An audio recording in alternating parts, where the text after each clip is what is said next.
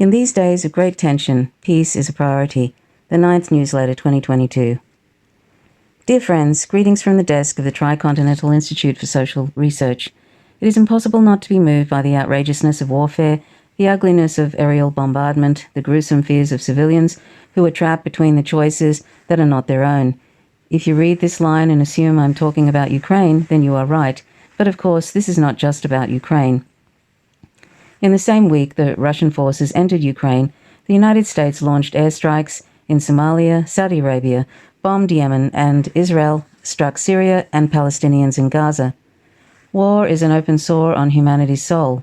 It draws precious social wealth into destruction. Quote, "The impact of war is self-evident," wrote Karl Marx in the Grundrisse, 1857-58. Quote, "Since economically it is exactly the same as if the nation were to drop a part of its capital into the ocean," end quote. It disrupts social unity and damages the possibility of international solidarity. Quote, "Workers of the world unite in peacetime," end quote, wrote Rosa Luxemburg in Either Or in 1916. Quote, "But in war, slit one another's throats," end quote. War is never good for the poor. War is never good for workers. War itself is a crime. War produces crimes. Peace is a priority. The war in Ukraine did not begin with the Russian intervention. There are a series of authors for this war, each one important to understanding what is happening today. Plurinationalism versus ethnic chauvinism. Ukraine, shaped out of Lithuanian, Polish, and Tsarist empires, is a plurinational state with large minorities of Russian, Hungarian, Moldovan, and Romanian speakers. When Ukraine was part of the Soviet Union, the question of ethnicity was held in check by the fact that all Ukrainians were Soviet citizens and that Soviet citizenship was super-ethnic. In 1990, when Ukraine departed from the Soviet Union, the question of ethnicity emerged as a barrier to full participation in society for all Ukrainians. The socio-political problem faced by Ukraine was not unique. Ethnic nationalism surfaced in almost every country in the post-communist East, from the terrible breakup of Yugoslavia initiated by Croatian independence in 1991 to the military confrontation between Georgia and Russia in 2008. Ethnic cleansing was treated as utterly normal, such as when the West cheered on the forced removal of 500,000 Serbs from Krajina, Croatia in 1995. In contrast, Czechoslovakia was one of the countries in the communist East, broke up along ethnic lines peacefully in 1993 into the Czech Republic and Slovakia. Regional Peace versus NATO's Imperialism, Part 1. After the collapse of the Soviet Union and the dissolution of the Warsaw Pact in 1991, the United States sought to absorb all of Eastern Europe into the North Atlantic Treaty Organization, or NATO. This was despite the agreement made in 1990 with the last government of the Soviet Union that, in the words of then U.S. Secretary of State James Baker, NATO would not move, quote, 1 inch eastward, end quote. In the new period, Eastern European countries and Russia sought integration into the European project through entry into the European Union for political and economic purposes, and into NATO for military reasons.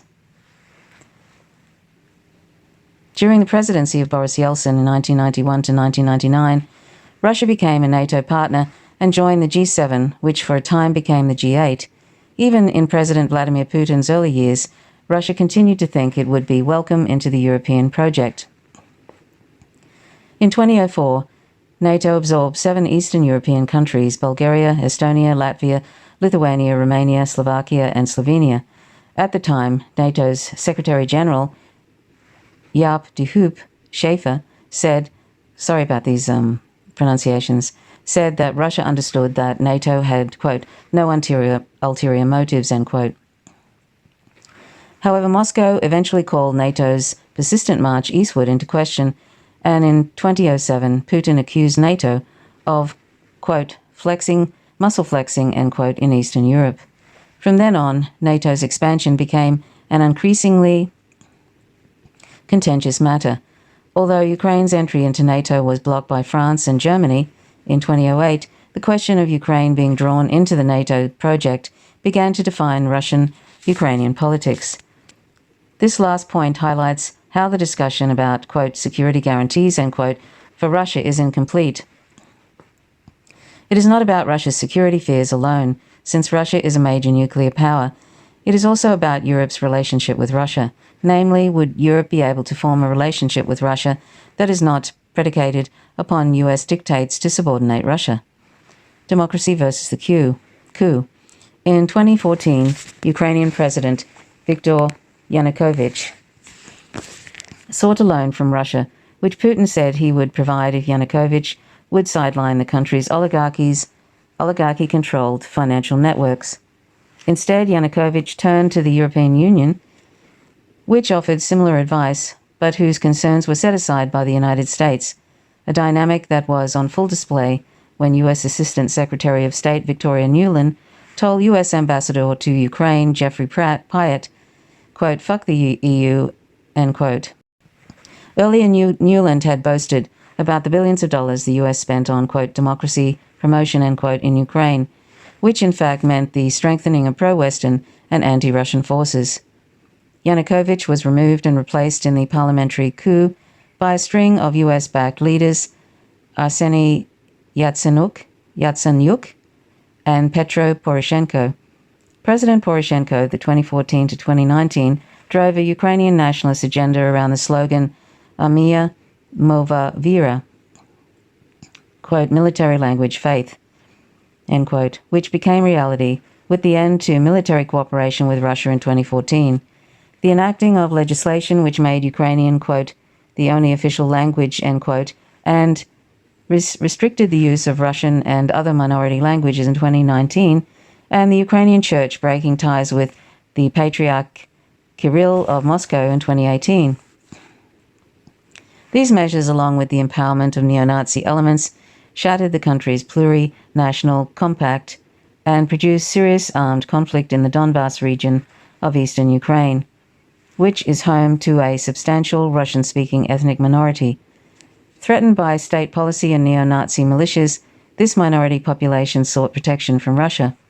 To mitigate the dangerous ethnic cleansing and end the war in the Donbas region, all parties agreed to a set of de-escalation measures, including ceasefire known as the Minsk Agreements in 2014 to 2015. Regional Peace versus NATO Imperialism Part 2. Emboldened by the West, the Ukrainian ultranationalists grew their power, and the possibility of negotiations to settle the conflict waned. Violations of the Minsk Agreement by all sides undermined the process. For 8 years, the people of the Donbass lived in a constant state of war, which, according to the United Nations, produced over 14,000 deaths and over 50,000 casualties between 2014 and 2021. There appeared to be no exit from the situation. What began to take place were essentially ethnic cleansing, with large sections of Russian speakers fleeing across the border to the Rostov region of Russia and Ukrainian speakers moving westward. There was little international attention paid to this crisis and the rise of the neo-Nazi elements. NATO powers refused to take these issues seriously or provide Moscow with security guarantees, particularly to guarantee that Ukraine would not be provided with nuclear weapons and would not become a member of NATO. Furthermore, Russia intervened to seize Crimea, where its navy has a warm water port.